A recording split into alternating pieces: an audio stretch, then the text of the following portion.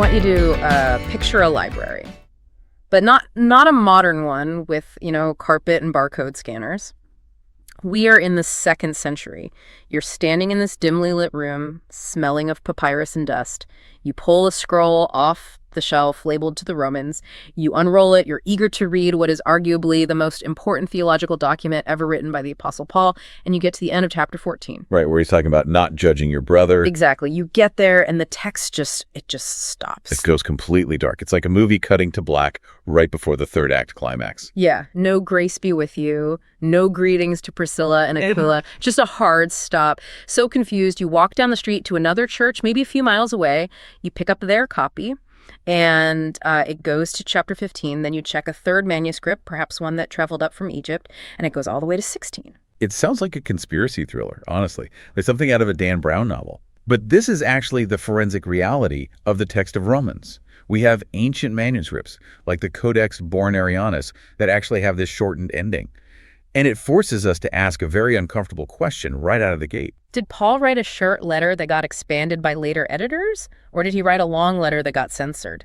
Right. And it's not just a matter of counting pages or being pedantic about history. This textual mystery actually strikes at the heart of what the book of Romans is. Mm-hmm. I mean, is it a generic theology textbook sent out to the world? Like a one-size-fits-all document? Oh. Or is it a gritty, specific letter sent to real people facing a real localized crisis? And that is a mystery we are starting with today. This is the deep dive on Romans, specifically the introduction and context. We are not reading the text verse by verse today. We are building the architecture. Laying the foundation. Right. We're looking at the floor plans, the history, and the arguments that shape how we understand this massive letter. And we are going to solve the case of the missing ending before we do anything else. Because to help us navigate this, we've assembled a tribunal of heavy-hitter commentaries. We are pulling from 3 specific voices today: Douglas Moo, Thomas Schreiner, and Beverly Gaventa. The dream team. And they are going to help us dissect this missing chapter situation, because there's a long-standing theory, scholars call it the Ephesian hypothesis, that claims chapter 16 of Romans wasn't sent to Rome at all. Yeah, this was the dominant theory for a long time. It was championed by a scholar named T.W. Manson. And to be fair to Manson, when you look at the evidence, his argument is incredibly logical. It really is. The argument basically goes like this. Chapter 16 is a list of greetings. It is the roll call. Paul greets 26 people by name. He greets families. He greets specific house churches. He greets Rufus and his mother. He greets Herodian. And the problem, the real tension that drives Manson's theory is that Paul had never been to Rome. That's the strange part.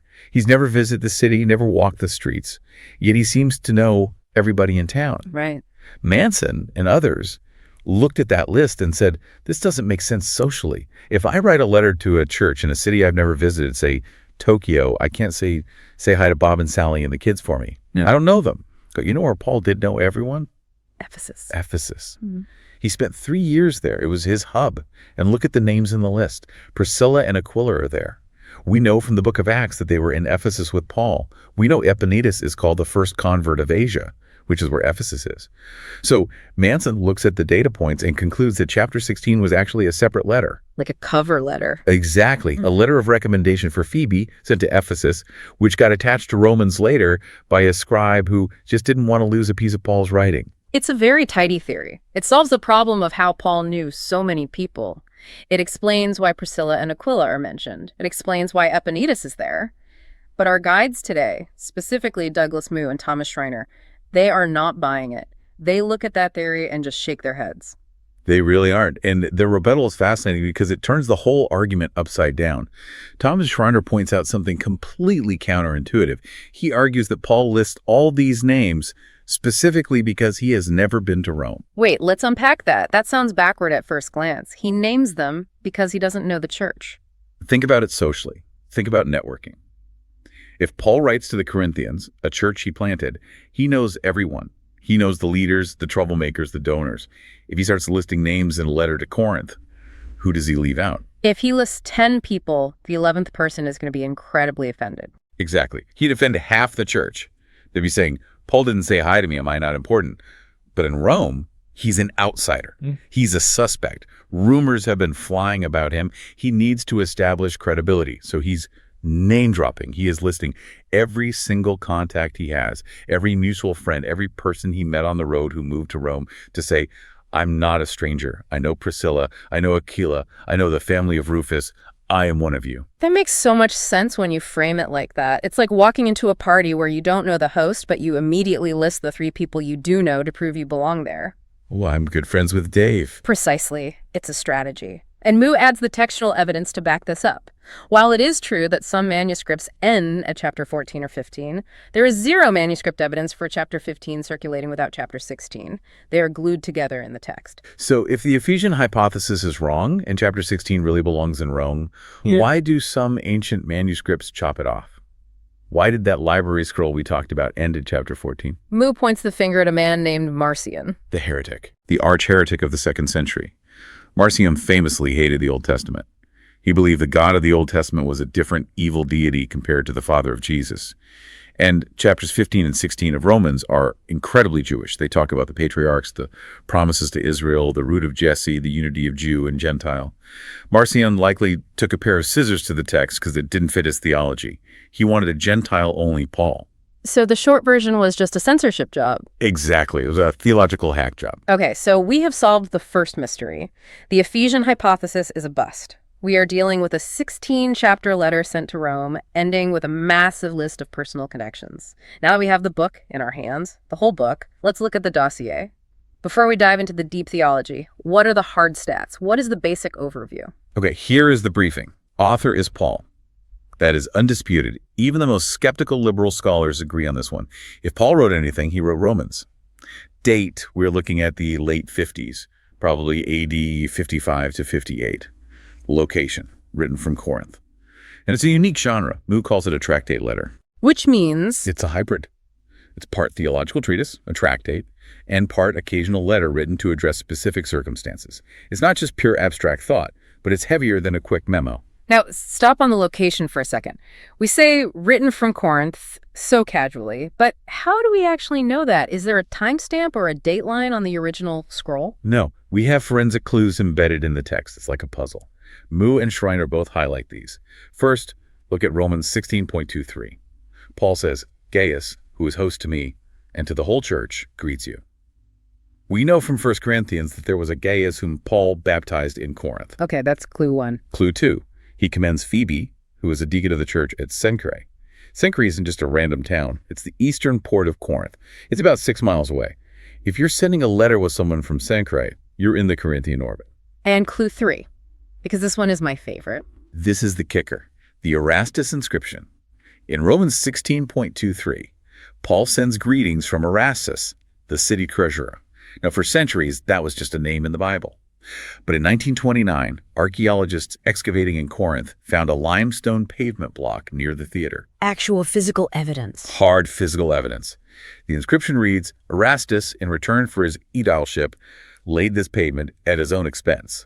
An aedile was a high-ranking city official, essentially the commissioner of public works. That is incredible. You can literally walk on the evidence in Corinth today. You can. And this tells us something really important about the church in Corinth at that time. There wasn't just slaves and the poor. They had the city treasurer. They had Gaius, who had a house big enough to host the whole church. Paul is writing from a place of relative stability and support. So we have Paul in Corinth, late 50s, staying with wealthy patrons. Now, let's introduce our guides properly. We've mentioned their names, but I want to understand their scholarly DNA. Because when you read a commentary, you are looking through someone else's glasses. It's crucial to know their biases, their traditions, their methodologies. It's absolutely crucial to know who is leading the tour. First, let's talk about Douglas Moo. He wrote the NICNT commentary.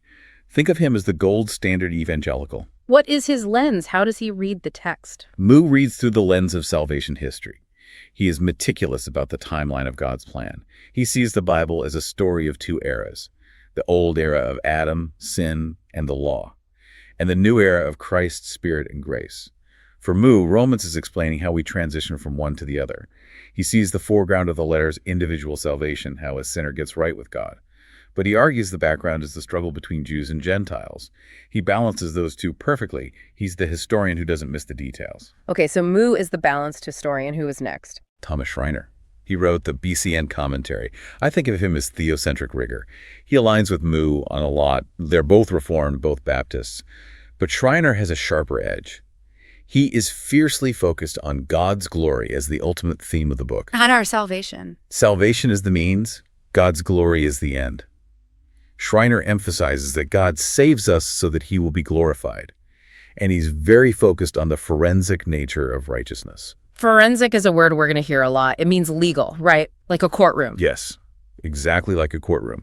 For Schreiner, justification isn't about being made internally good or holy. It's about a judge declaring you not guilty. It's a change of status, not a change of nature. He defends that legal framework with the precision of a trial lawyer. And our third guide, Beverly Gaventa, who wrote the NTL commentary.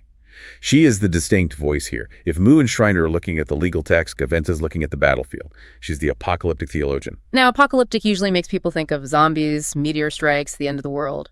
Right. But in theology, it means an unveiling or an invasion. Gaventa challenges the standard reading that Romans is just about individual salvation. She thinks the individual salvation reading is too small, too Western. For her, the gospel in Romans is a cosmic intrusion. It's God breaking into the world to set everything right, not just individual souls, but the cosmos, the powers, the structures. She talks about sin not as a bad thing we do, but as a power capital S sin that actively enslaves us. So for her, the gospel is a liberation movement. So we have the historian, the judge, and the revolutionary. That is a great mix. Let's take these guides and go back to the scene of the writing. We've established Paul is in Corinth. It's the late 50s. But what is going on in his head? What is the crisis that triggers this letter? Moo describes this as a critical transition point in Paul's life. Imagine Paul sitting in Gaius's house, looking at a map of the Mediterranean. In his mind, his work in the East is finished. Finished. That seems bold. I mean, there are millions of people in Turkey and Greece he hasn't preached to. True. But Paul thinks in terms of regions. He has planted the flag in the major hubs, Ephesus, Corinth, Thessalonica, Philippi. He says in chapter 15, I have no more room for work in these regions. He feels the itch to move. He has two massive goals in front of him. One is looking forward to the west, and one is looking backward to the east. Let's talk about the west first. Where is he looking? Spain. That's the new frontier. To the Roman mind, Spain was literally the ends of the earth. Past Spain, there's just the Atlantic Ocean. Paul wants to take the gospel to the very edge of the map.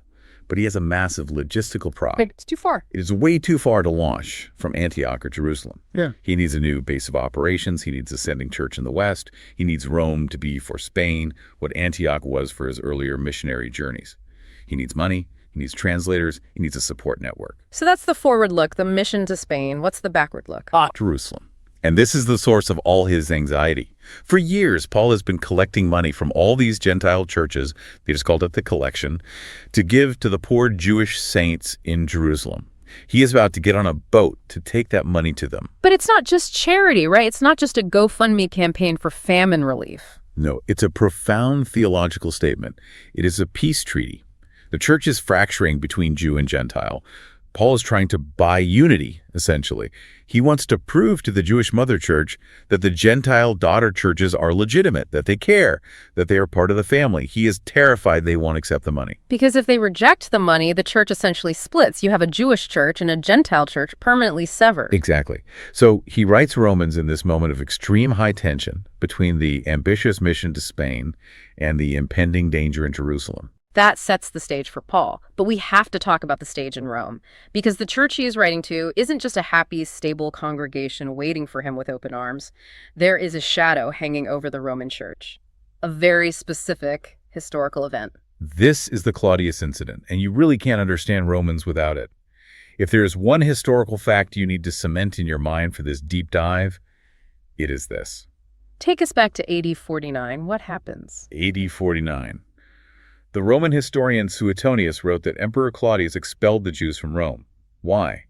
Suetonius says it was because of disturbances at the instigation of Chrestus. Chrestus, which sounds a lot like... Christus.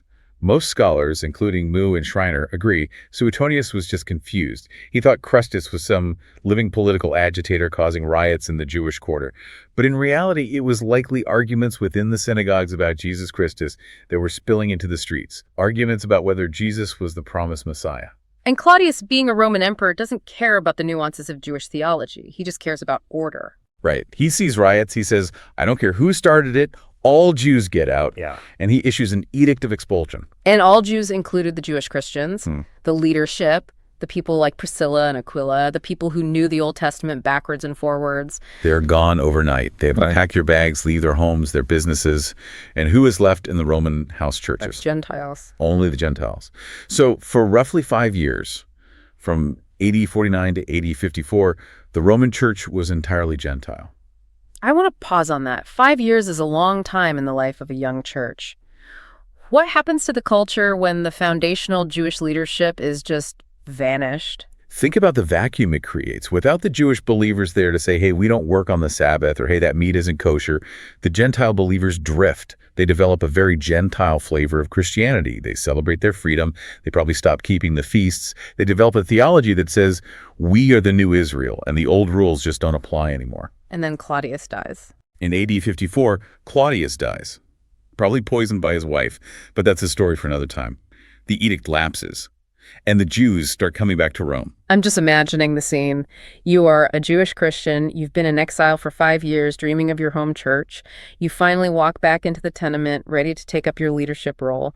And you find these Gentiles eating pork, ignoring the holy days, and acting like they own the place. It is the refrigerator scenario. You come home after a long trip, and your roommate has completely rearranged the kitchen and thrown out all your food. It creates immediate visceral conflict. The Jewish believers, the weak in faith, as Paul calls them later, are horrified by the law-breaking. The Gentile believers, the strong, look down on the Jews for being stuck in the past, for lacking faith in their new freedom. That is a recipe for disaster. It is the central social tension of the letter. Now, Schreiner cautions us not to blame everything on this one event, but it explains so much. It explains why Paul spends so much time on the law. It explains Romans 14 and 15, where he tells them to stop judging each other over food and days. Paul isn't writing abstract theology in a vacuum. He is stepping into a room where two cultures are actively colliding. That context changes everything. It turns the book from a lecture into a high-stakes mediation session. This actually leads us perfectly into the big questions or the debates surrounding this book. We've already touched on the mystery of chapter 16 and the authorship, but let's go deeper into the recipients. Who exactly received this letter? This brings us to a really fascinating insight from Beverly Gaventa. We often say Paul wrote to the Church of Rome, singular, but Gaventa points out that the text never actually says that. It doesn't. I always assumed it did. No. It says, to all those in Rome, beloved of God. And later, in chapter 16, he mentions a church in their house.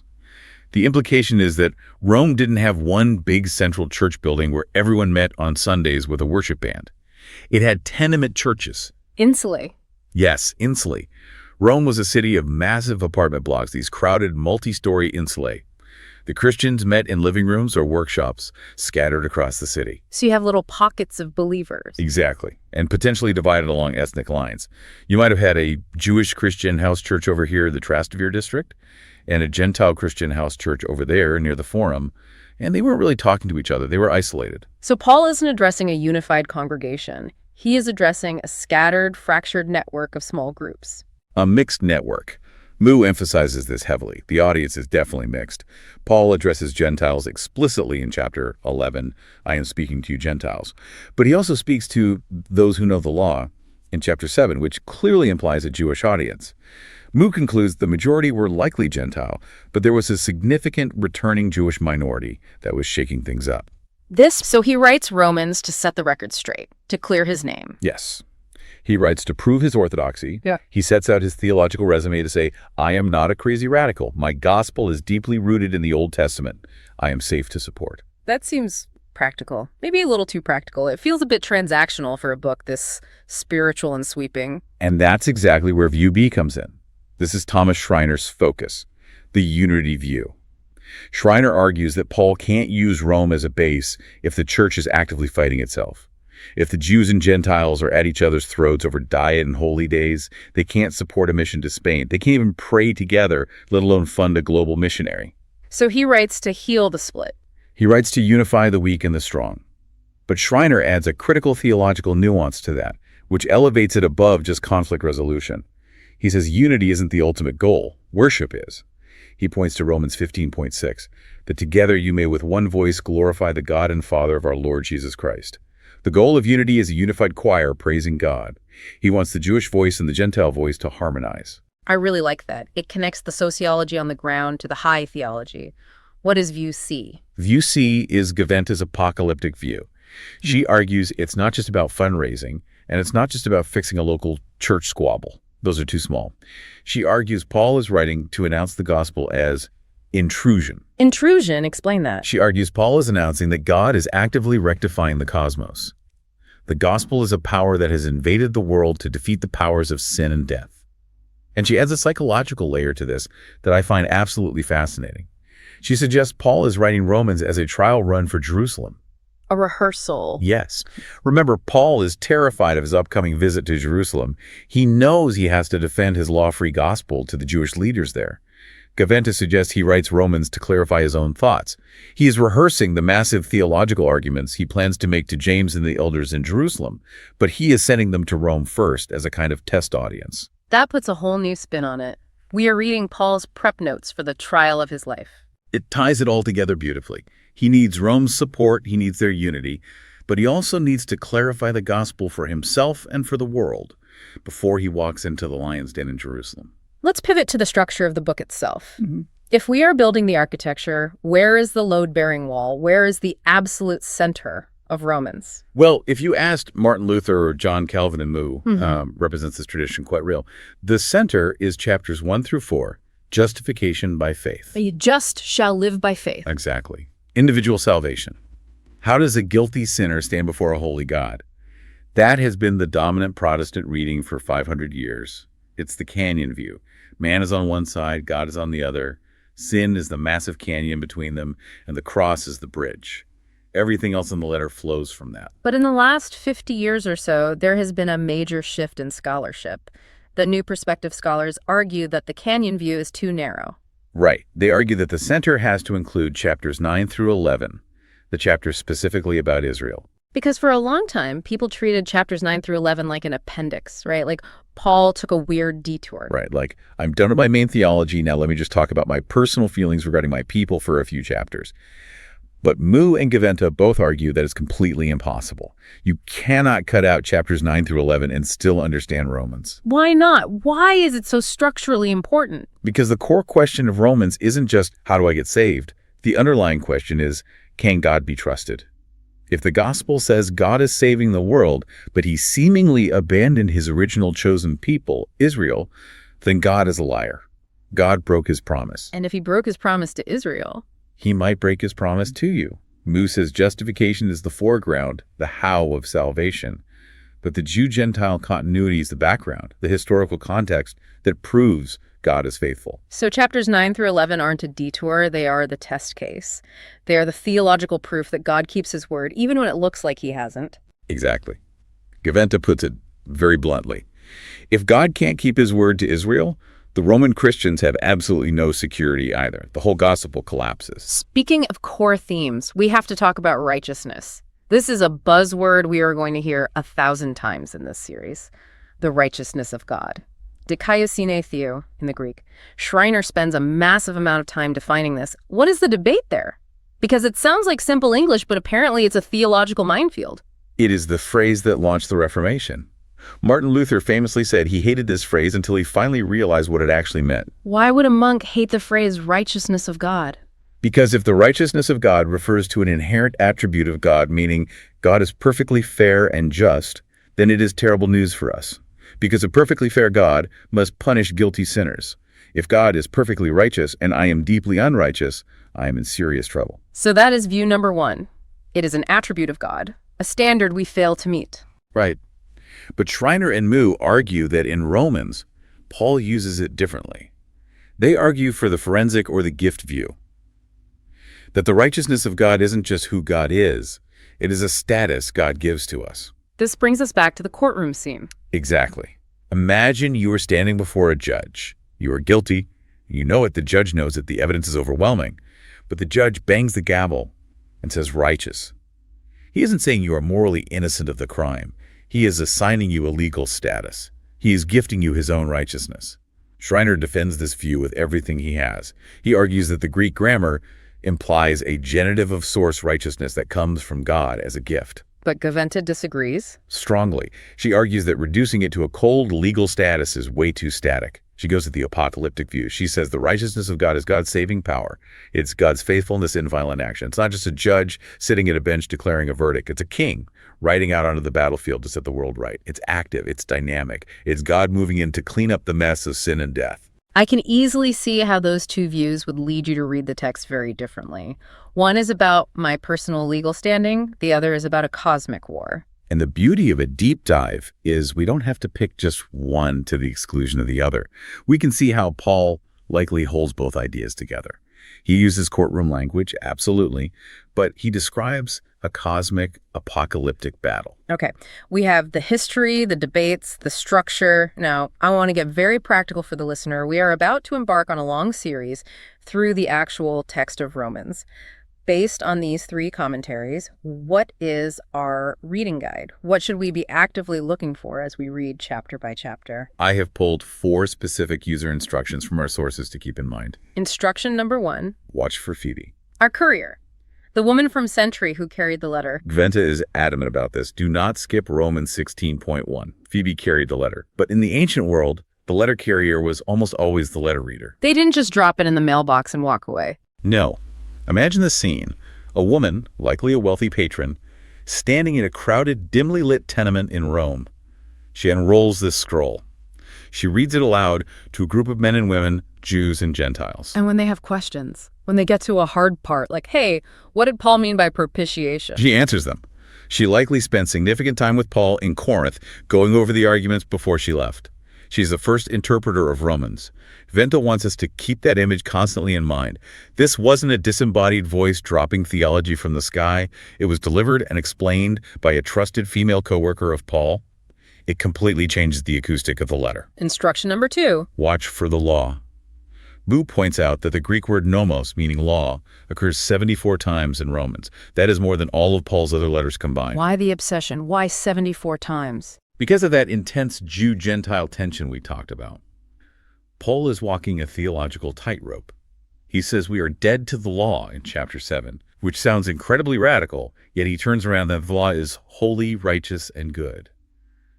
Watch how he struggles to put the law in its proper place, honoring it as God's true word, but denying it the power to actually save anyone. He is threading a very fine needle. Instruction number 3. Watch the pronouns. This is a Schreiner specialty. Paul switches rapidly between I, you, singular you, plural, and we. And that's not accidental grammar. Never. Schreiner highlights the diatribe style.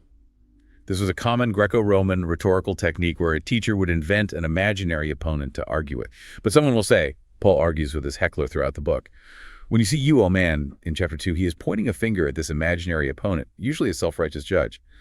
As you read, we need to constantly ask who he is talking to. Is he addressing the weak, the strong, the imaginary heckler? And finally, instruction number 4. Watch for the definition of righteousness. We talked about this at length, but as you read, ask yourself verse by verse. In this specific instance, is Paul talking about a legal status I have? Or a power God is unleashing into the world?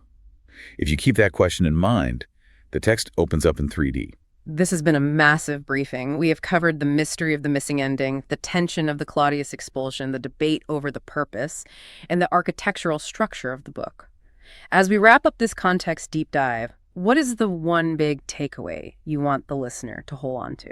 I think it's this. Romans is not a dusty encyclopedia of a Christian doctrine. It is a tractate letter forged in fire. It was written by a man who was walking into severe danger in Jerusalem, trying desperately to unify a fractured, traumatized church in Rome so they could help him reach the ends of the earth in Spain. It's a mission document. It absolutely is. It addresses the deepest, most terrifying question of the universe. How can a perfectly just God justify deeply ungodly people? Yeah. But it answers that question so that those people can actually come together, drop their cultural prejudices, and worship. It connects the vertical me and God with the horizontal Jew and Gentile. Next time we are diving into the text itself, we are entering chapter 1. And Paul doesn't start slow. He declares that the gospel is dynamis dynamite, absolute power. And then he turns the lights out and gives us the darkest, most spiraling diagnosis of the human condition in the entire Bible. Romans 1.18 through 32. It is going to be incredibly heavy. I can't wait. You have the context, you have the history. Now prepare for the text. We will see you then.